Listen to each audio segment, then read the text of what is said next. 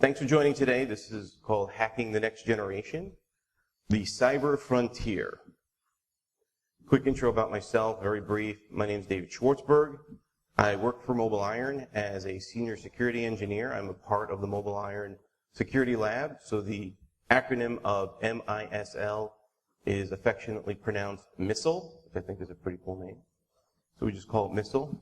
I'm also the president of Hack for Kids, not-for-profit. And that's all I'm going to say about me. So this is a little bit of a Star Trek meme. So you got Picard with the face palm. Kind of embarrassed that we even went with this way with the Star Trek meme, but you're not going to see too many other references. And angry Riker doesn't like that word very much. So my generation of users, we recall from our childhood that if you were going to do anything with technology, there was a lot of restrictions. And these restrictions were really kind of age-based, because if you were, say, 8 or 9 years old, right then and there is cost.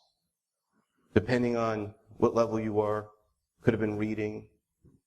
There's also the other restriction of typing, right? You needed to know how to use a keyboard, and a lot of patience. But now through things like mobility and consumerization of IT, today's generation of kids, they don't have these restrictions at all.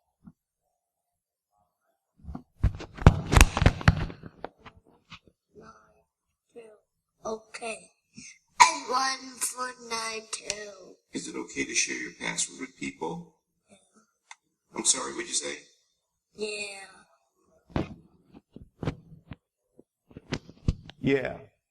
Yeah, it's okay to share your password with people. So a couple years ago, my son there, Benny, he really didn't speak very much at a young age. He understood everything, but he didn't orate very well.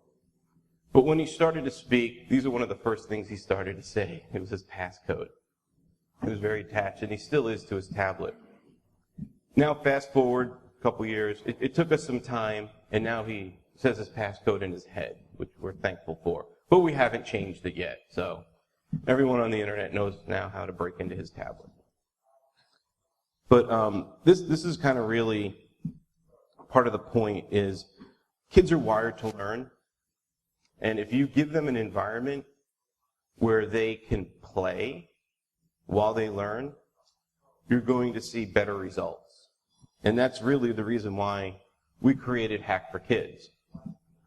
Hack for Kids is essentially an environment where kids can go and learn about internet safety, best practices, explore things like science and technology in a safe environment. And if you feel that it's our responsibility to teach this generation of computing users these best practices, and we have a lot in common. So, when did Hack for Kids come about? Well, back in 2013, actually it kind of preceded before that, but this was really the catalyst. Back in 2013, I saw a tweet including 4 different people that wanted to start ThoughtCon Kids, which I thought was really pretty cool, because I've been going to ThoughtCon since the first one. I'm an opera and I volunteer just about every year except for this one. I had a conflict, and I love that event. And you know, inside of me has been this kind of burning ember to want to deliver some kind of conference to bring people together, but there was already ThoughtCon in Chicago, so it really didn't make sense to have another event there. And then doing some of the activities that I do, creating a children's book on technology, and just working with Cub Scouts, and my kid asking me tons of computing questions, it started to make sense that this was really kind of the direction to go. And even other people spoke to me and said, you know, you're really that kind of a person who should really be leading this effort and this mission to get these kids trained at a younger age, because they're so entrenched in technology now. They're not getting a lot of what the best practices from their schools or even some of their parents. So I tweeted to these guys, and I was thrilled when they replied and said, yeah, we'll have you on the team. You'll be the 5th person being an organizer. And now I kind of felt like that fire or that ember is being fanned, and it was kind of burning inside of me, which was great. Then about a month or month and a half later, the ThoughtCon board of directors decided that they didn't want to get into a kids event. And that kind of really dissolved, or, that whole team just said, we'll maybe come up with something else. So that fire kind of fell back down to a little bit of a spark. And I just carried on, deciding, should I do this on my own? Should I just go a different direction? What are we going to do? And then just kind of talking to some other people, and then I reached out to those other 4 individuals just to make sure that it was okay with them, but they approved that I can go and do this on my own. And I got a bunch of people to help me, and in 2014 we created our first Hack for Kids in Chicago, which was really pretty exciting and fun. I love this picture because you could see like one of the staff members on the right, looking down at his phone, not really paying attention to the opening comments. Thank you, Sherman. But we have a really lighthearted group of people. We work well together because we treat each other like family, right? We love one another, so that means we pick on each other. And part of that keeps us going forward. But here was the first event, and here's some other pictures. So there's my son again. He was 2. We had some gentleman from mid-Illinois. He did some homemade hacks, or homebrew hacks, I call them. And this was one. He created this robot out of a garbage can, a galvanized pail. He put some wheels on it. It was powered by Arduino and some Wi-Fi controllers. And it was really pretty cool. So he's got like a face, and the cowboy hat was really to just hide some of the wires or the antenna that was sticking out. And the front was a tablet with our website. So there's my son. He looks at this mechanical beast, and it's bigger than him, so he's like a little intimidated. So that's where you see him freezing in his tracks. But I don't know if you could see, but a little bit on the side for the robot, there's a clear pail. And in that pail is candy. So he overcame his fear. He had an incentive. He was motivated. And really, that's kind of interesting, because when I was a youth, I don't know who played Dungeons and Dragons here or still does, but I did and wish I could. I used to spend a lot of time memorizing these complex matrices and tables because it would make the gameplay better. So I had this incentive. And that's really kind of what we do at Hack for Kids, is we find the incentive for the kids to motivate them to want to learn. And a big part of our incentives are prizes. So we have this we have this participatory CTF, where as the kids go through the different stations, and you'll learn more about that soon, the more involved they get, the more hole punches or recognition they get on like a little business card, and the more chances they have to win a prize. And we found that to be very, very effective. So there's Benny. One of the things that we do is we introduce electronics, right? It's kind of like the foundation of a lot of technology. And who remembers those old crystal radio sets with the little springs and the wires, and you had to stick them in there and connect it to another wire, and it would work for a period of time, and they were a lot of fun. Or the Heath kits, right, little soldering. But these are snap circuits. I don't know if you guys have played with snap. You could raise your hand if you've played with snap. They're really high. They're a lot of fun, but they're really, for some families, cost prohibitive, right? The cheapest set, I think, is like $60. And fortunately, the company Elenco, they're based out of Wheeling, Illinois, which is really like the next town over from me.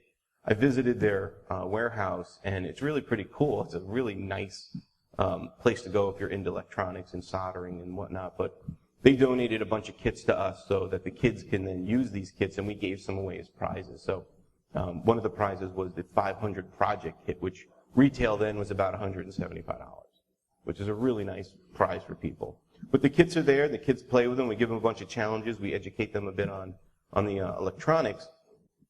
Kind of leaping forward a little bit, we had some Arduinos. And these are just a bunch of Arduinos and some custom Hack for Kids 3D printed cases. And the story behind this one was my eldest son, Sam, I was like, hey, let me show you this thing called an Arduino. And I had it plugged in, and I did the blinky light sketch. And he was like, oh, well, that's cool. But can you make it blink Morse code? So I love a challenge. And it was new to me. I wasn't used to the language. So we went there and we figured it out, and we started to get it to blink at different durations. I'm like, how does this look for a dot? How does this look for a dash? And he's like, yeah, that looks fine. I go, well, let's try and do like the letter S. And we went through it, and there's all the different commands. I was like, that's kind of long and difficult to follow. How do we know that's the letter S? Why don't we come up with some kind of like function for dot and dash? Because then we could just read it as dot, dot, dot. And if you know Morse code, that's fine, right? It's international. So you know Morse code, you can go through it, you're good. But then as we started to introduce O and then S again, I'm like, this is getting harder to read. What do you think we can do? He's like, let's make another function. Like, what do you think we should, like, make one for S, make one for O? Sure. So we were starting to do recursive function calls, which I thought was pretty cool, because back then he was 9, and he's going through this, and he's understanding it, because we're doing it and just building up on layers. And then by the end, we had functions for every letter in the English alphabet, calling dot or dash based on whatever the Morse code sequence is. And then when you looked at it, it was readable. So then we integrated that into Hack for Kids as a scavenger hunt, because one of his friends came to me and said, are you guys going to do a scavenger hunt this year? Because that would be really cool. Sure. So we printed up a bunch of these different cases, had a scorecard and different challenges, and had the different Arduinos blinking the answer. So if they found the Arduino, they figured out the Morse code, they had the answer, but then they had to look at the scorecard to see where that mapped so they could fill it out. But little did they know, if they peeled the cover off, the number for the answer was right inside. Because I wanted to try to introduce that hacker mindset of, voiding warranties, right? We peel off the sticker label. We don't really, that doesn't stop us. And as far as I know, none of them did that. Because they just were probably afraid to break it. The other fun thing that I did with my son with these was, instead of having like some kind of external power source and trying to find a place at the venue where we plug it in, we made some 9-volt wiring casings, and we soldered them up and with a connector, and we just had a little 9-volt battery tail hanging off of them, so we could put them wherever we wanted, which was really nice and convenient. So a lot of people learned from that. Here there's a young lady at our technology destruction village. So who here as a kid loved to take things apart to their parents' chagrin? I think I should see almost everybody raise their hand. Come on, Curtis, raise your hand. Participation, right? Participation. So, when I was 8, I remember my parents having this TV that was the size of a piece of furniture these days. And I turned the TV off, and I was like, I wonder what it looks like inside. So I get out the flathead screwdriver, and I'm removing the screws, and I look inside, and there's all these tubes. And I touched one, and it burned me. And I was like, all right, let's gotta wait for this thing to cool down. Then I started taking them out, looking at them. I was like, oh my God, does this have to go back in the same exact way? I don't know anything of this tech. I was like, oh, what did I do? I'm going to get in trouble. So I put it back in the right way because I didn't want to turn it. It was like a transformer. No, not a transformer. It's a transistor tube. And that was kind of my first exploratory moment. Guess what I forgot to do? Unplug the TV. I didn't get shocked, fortunately, but there was no adult supervision. My parents were around, but they didn't know what I was doing. And that's kind of what we wanted to introduce into Hack for Kids. Give kids the freedom to take things apart without feeling like they're going to get in trouble.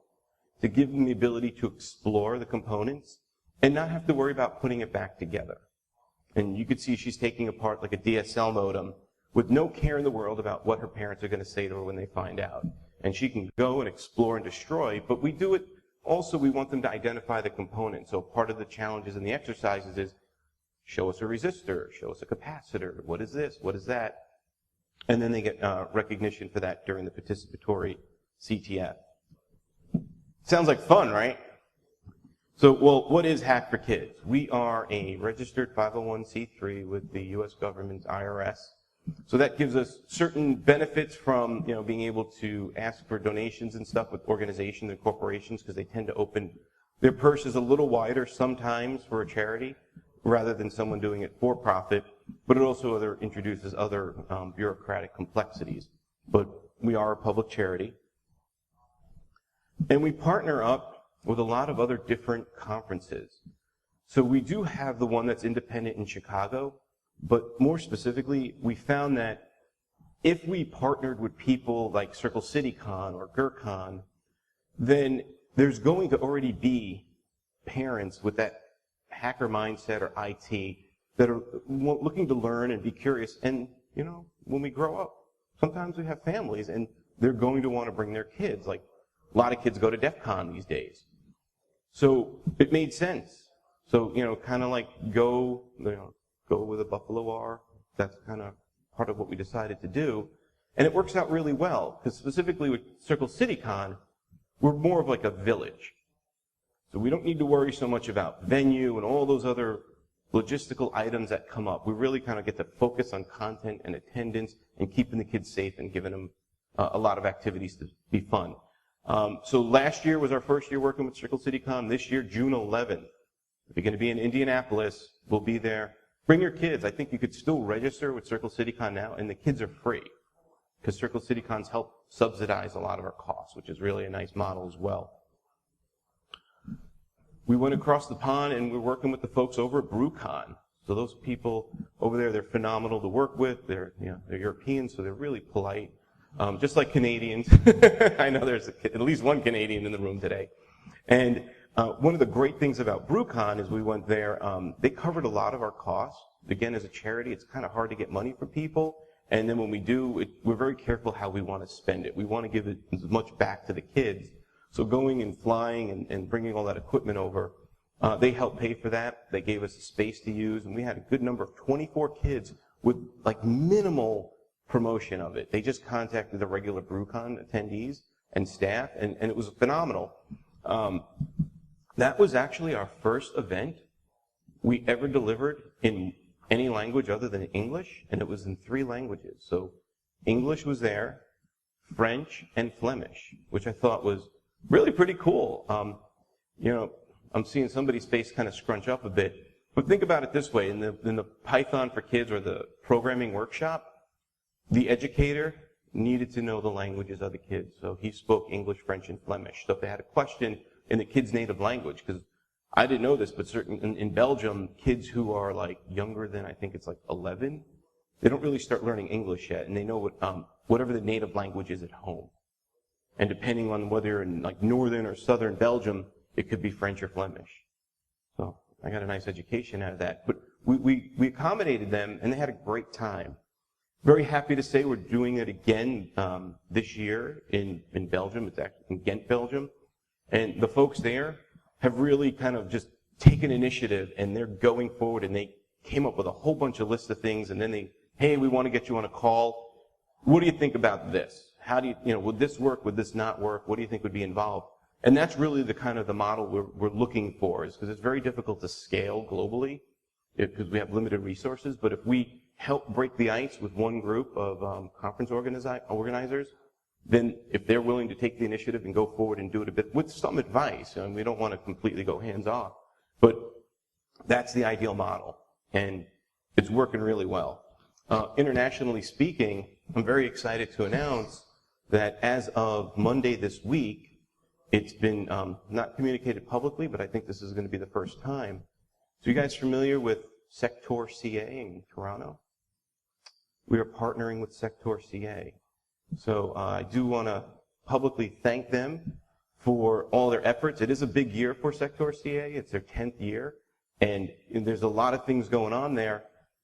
So being able to have the event right after B-Sides Toronto, which is Saturday, and then we'll be there on Sunday, and then Sector is later in the week.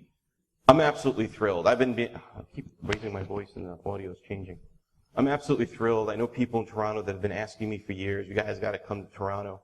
So Dave Lewis is here. I know he was a big part of it and kind of bridging that gap.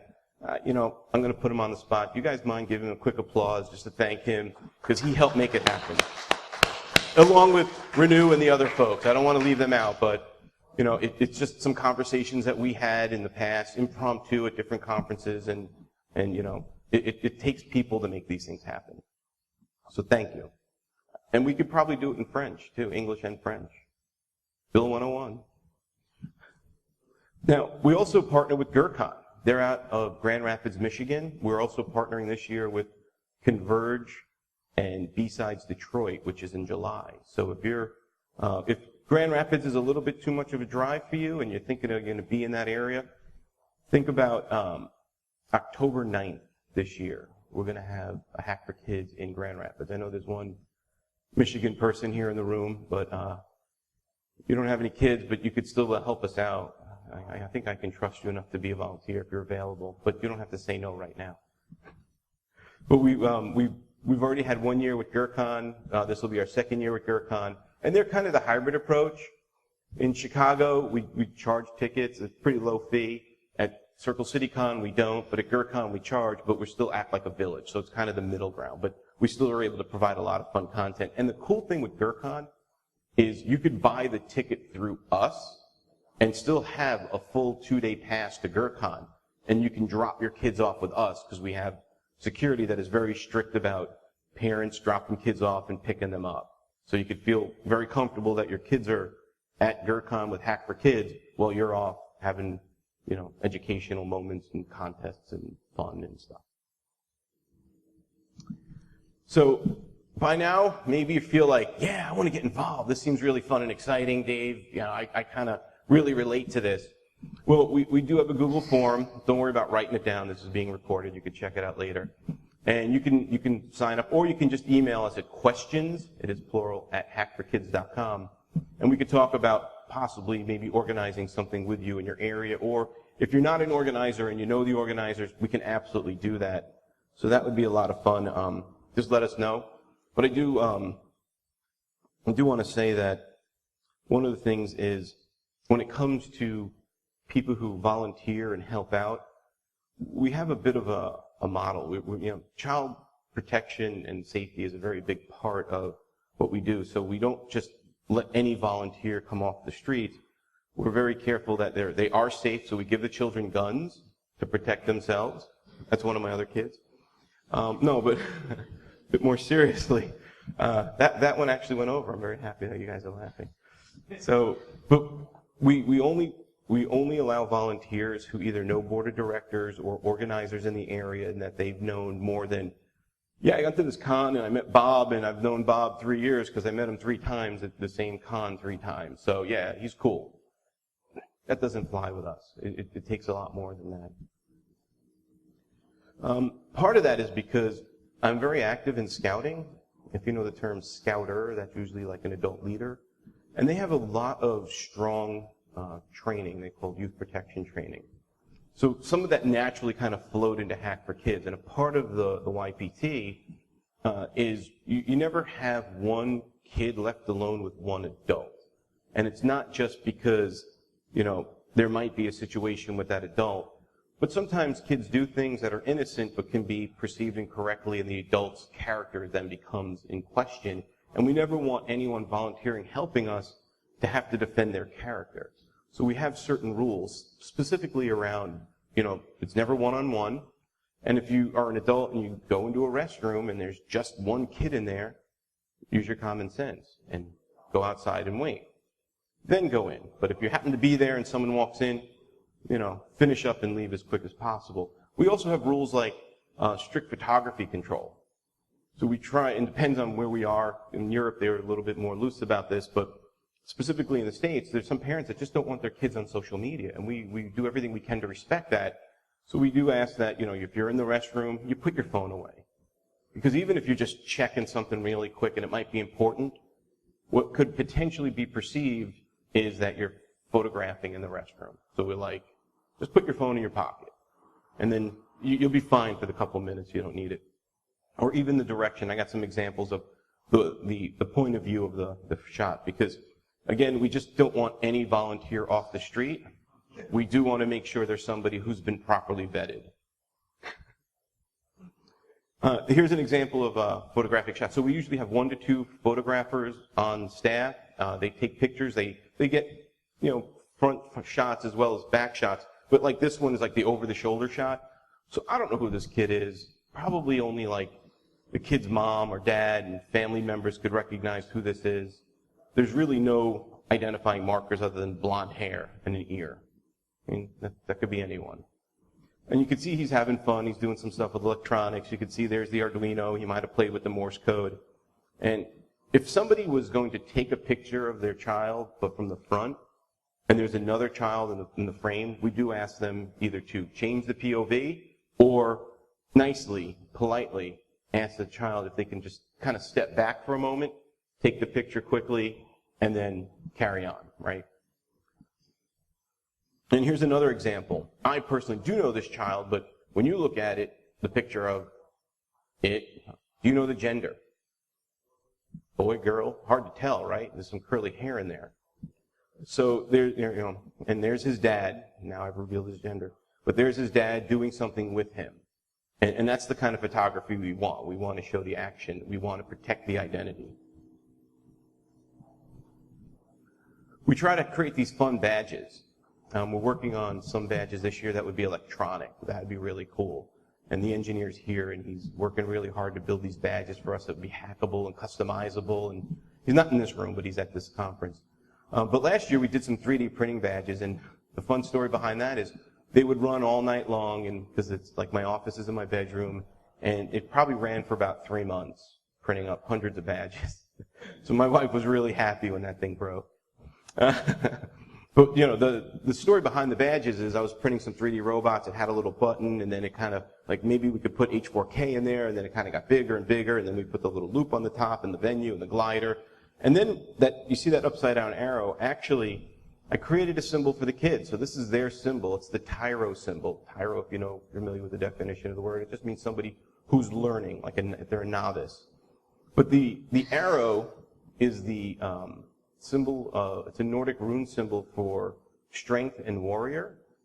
And then the circle completes the word Tyro, but the circle is representing the unity within the hacker community, as well as the hacker's never-ending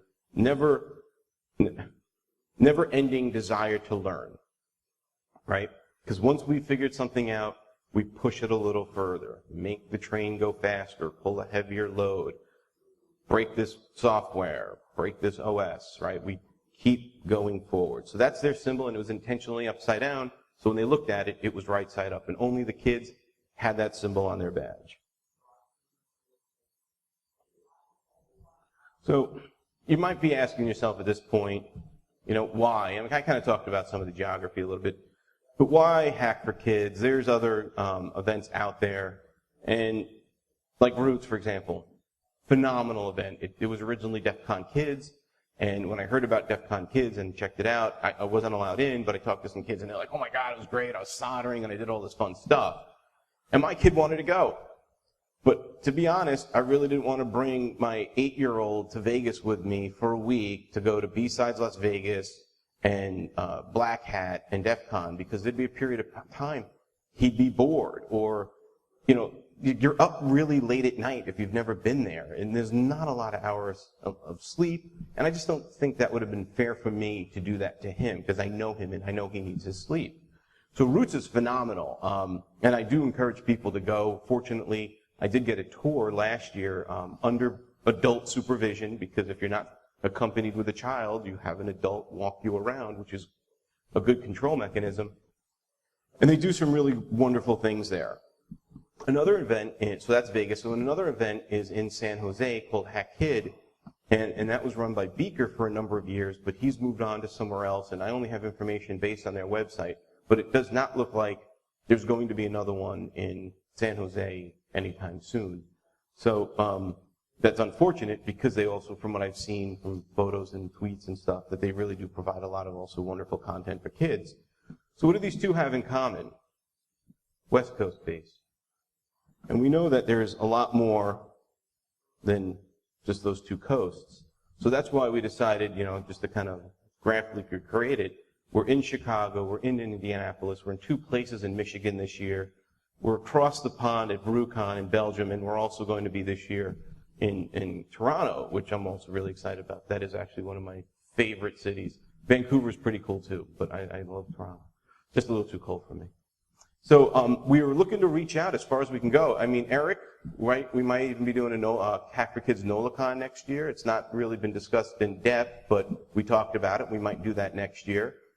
Dallas has been asking us, Atlanta has been asking us, but we run into the scalability problem.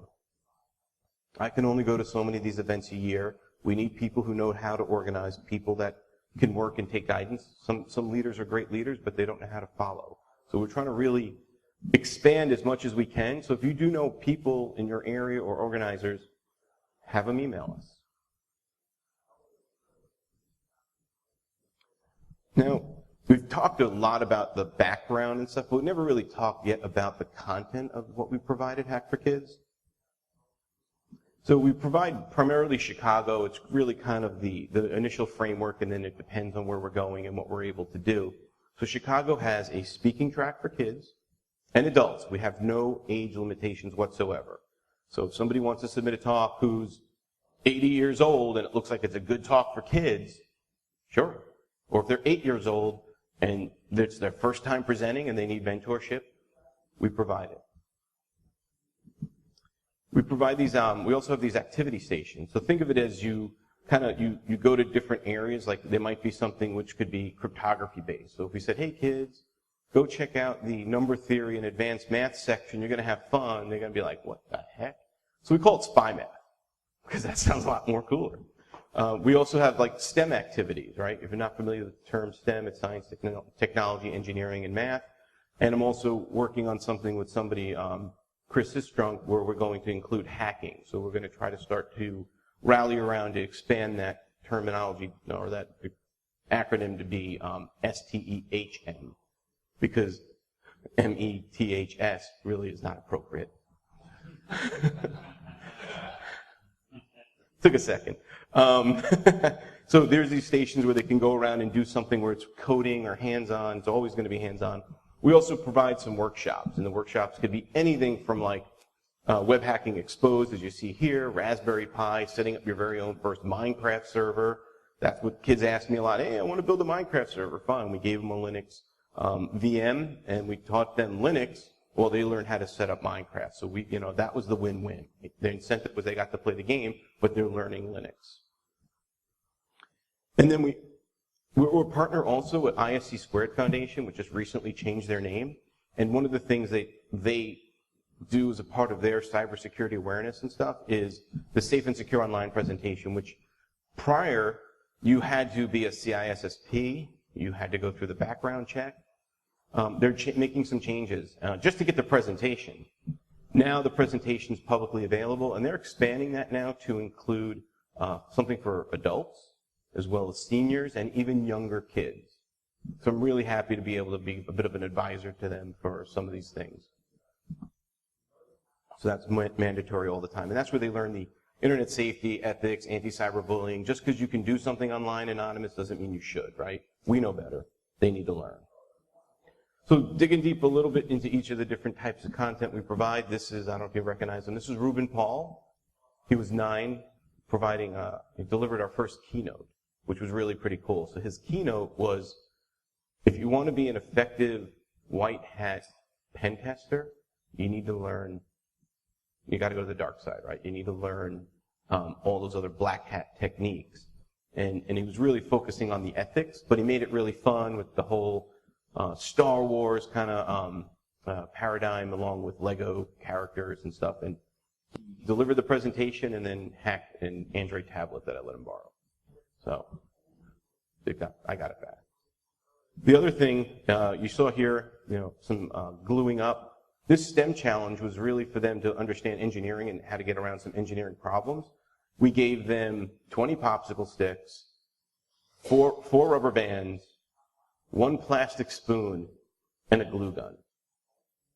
And a picture of what the catapult should look like, with some things kind of hidden, so they had to figure out those engineering challenges. It wasn't daunting, but just they had to come up with a way to get the stick in there and provide enough leverage and stuff like that.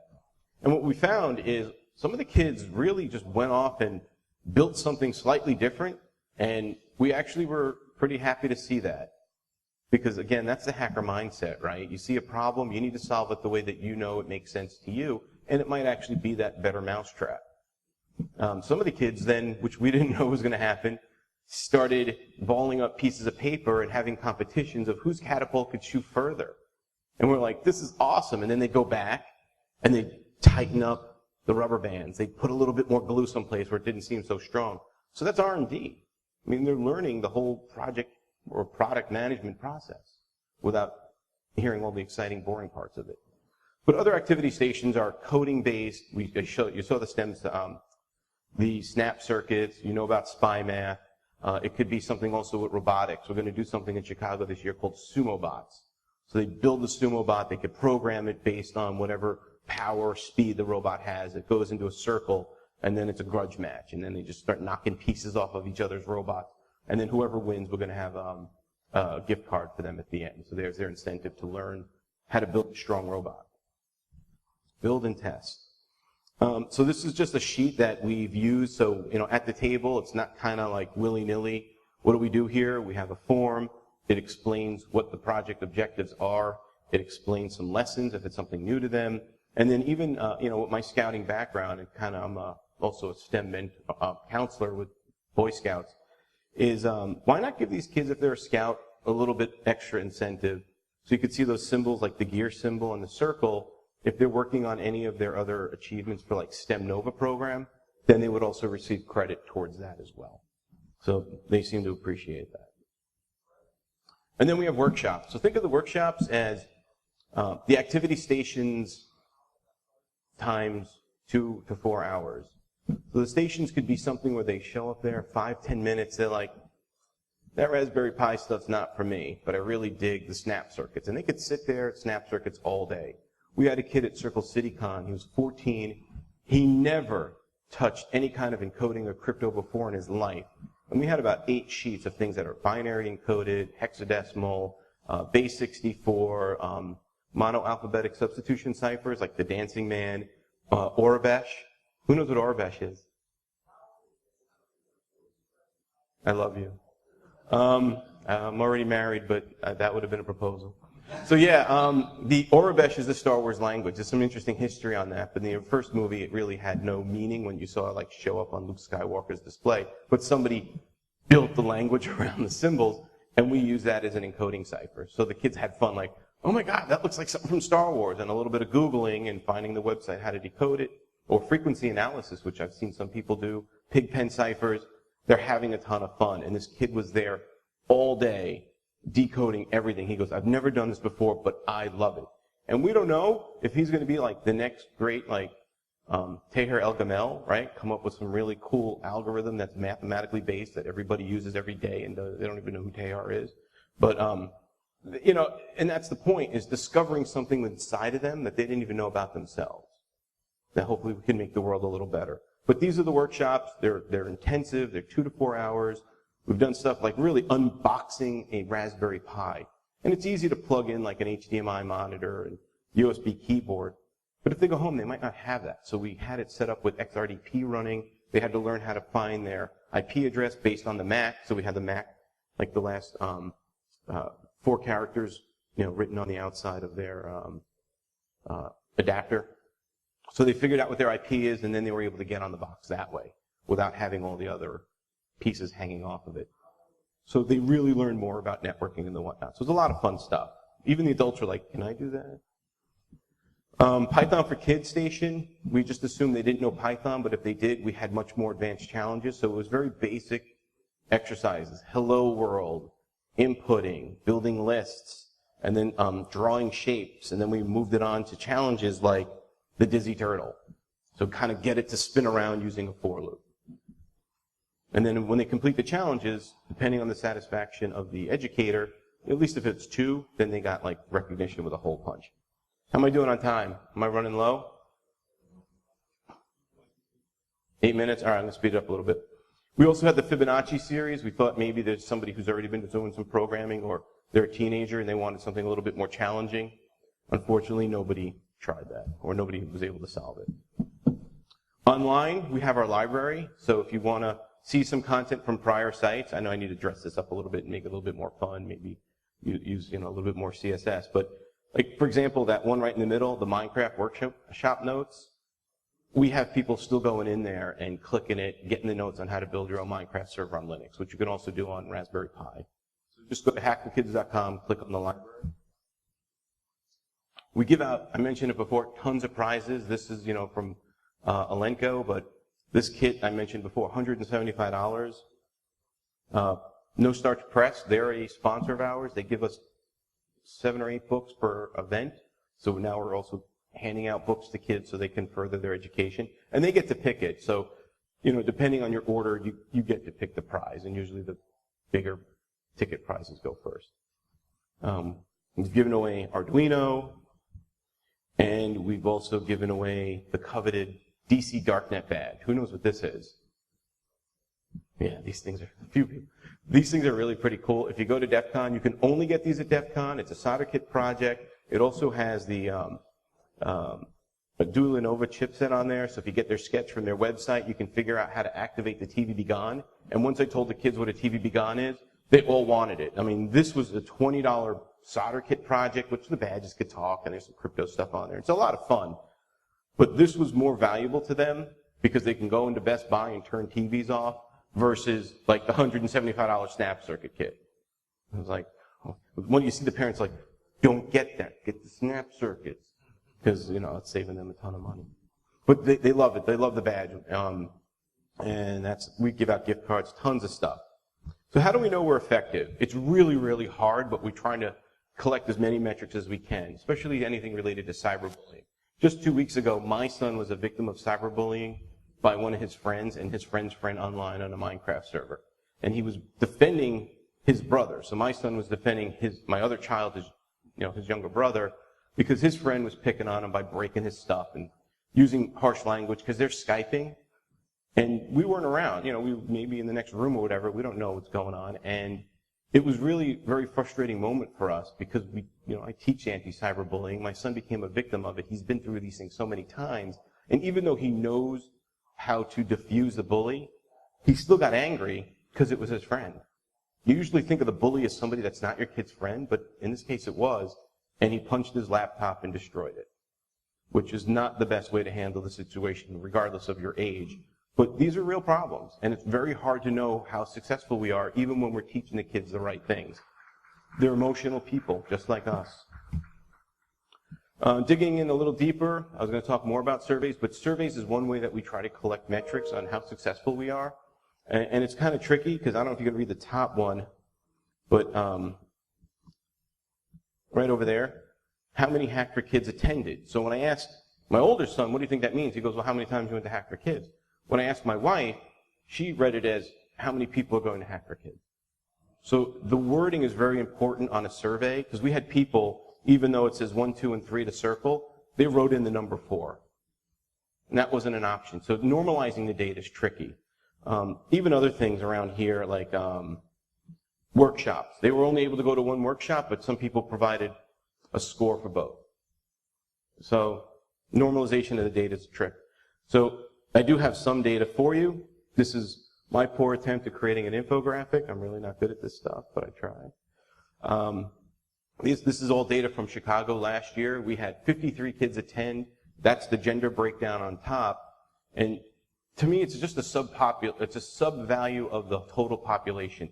I don't believe that there's really about a quarter of the third of the gender interested in this are female versus male. I just think that's what our attendance was, because we're seeing more and more women get into this space, and that's pretty cool. But, whatever, if it's 50-50, that's great too, but I don't really think that's representative of the entire industry globally or even in the U.S. The next number down, we look at who's kind of first time there. So that larger graphic, 36 versus 12, that was their first time there. The next one down, it was evenly divided, 2 boys and 2 girls. That was their second Hack for Kids. And 1 kid went to all 3 and happened to be related to him. He was my son. Ages, we intentionally don't ask the specific age of the youth attending, even though we're not subject to COPA laws. We still want to respect them. So we ask for range. And we found that our sweet spot is 8 to 12, and I think part of it is because it's my kids and their friends and talking to their parents and just all of that type of networking. But we did get some teenagers, and some of them found the information to be valuable. And then we had 4 kids that were 7 years old, and we experimented lowering it. So our age group is 7 to 17. So it's very hard to, that's a big spread as far as academic and aptitude level. So when we do these challenges, we have them at different gradients for younger or novices, all the way up to someone who's a bit more advanced. Which stations were most popular? On the left, you see the technology destruction village. Who doesn't like to take things apart? We established that everyone in the room enjoyed doing that. The one on the right that was most attended was the lock-picking village, because who doesn't like to pop a lock? So kind of looking at the people that visited the lockpick village, we had 28 kids visit the lockpick village. Of that, we had 12 who actually popped 5 pins. It's funny how Iron Geek walked in right as soon as we're talking about the lockpick village. Perfect timing, sir. 6 kids that did the 6-pin, and 9 kids did the cuffs. but there was only like really one kid who just popped cuffs and left. So I don't know what that means. He didn't do anything else, just wanted to know how to get out of handcuffs. And then one kid got as far as 6 pins, which I thought was, I have trouble with 5 pins. And to get all the way to 6 pins, that was really impressive. Network security activity station, we had 9 kids there. And of the 9, all 9 of 9, did every exercise, but only 7 of 9, bad Star Trek injection there. 7 of 9 were actually able to do the hidden file challenge. I said Star Wars because the Arabesh was still in my head, and I'm looking at my next wife over there. Oh, I'm in trouble now. My wife cannot watch this. So the hidden file challenge was they were just actually collecting network traffic, and then they had to find the image that was hidden on our website, and then find the secret message in the image. Python for Kids, we had 10 kids go to that area, and all 10 did every exercise, but only 2 got as far as the second hardest challenge. Fibonacci Series, as you know, we didn't have anybody solve. Spy Math, we had 12 kids visit that area. We had 7 do 7 of the 8 challenges, and 2 kids did proofs. They were 8 years old. The educator came up to me and goes, I just taught 2 kids how to do mathematical proofs. Because he was working with them, and he found that they were able to consume that type of information, and he was thrilled. I mean, it was amazing, because that was off curriculum, and we were very happy to hear that. Keep doing things outside the box. I'm almost done. Technology Destruction Village, we had 14 kids, and of that, we had 5 kids identify all 7 components that were required, and every kid was able to identify a capacitor, which I thought was kind of cool. We got some comments. You can see them here yourselves. It's a tricky thing when, you're an adult and you go to a hacker conference and things are not going your way, or maybe it's just not exactly, the conference that the expectations weren't there. And what do? You suck it up. You're an adult, you move on with life, and it's not a big deal. You're just like, whatever. But when you're organizing events for people's kids, and their kids want to go, and even if you're charging $40 to get in, and it doesn't meet the kid's expectation, I guarantee you're going to be toe-to-toe with a parent that's not happy. And because it's their kid, they're going to have a lot to say. So we make a huge effort to provide as much quality as possible. And these are just a couple comments. And the only ever negative thing we ever received was, why are there so many fees when we register? But that was coming from the registration company which we moved away from. So we try to lower some of the fees and make it easier, even though it's not a lot of money. So we're wrapping up here. Help us climb to the top of this mountain. If you got any other questions, I know I'm starting to run late. I'm happy to answer them in the hallway. I can give you a business card.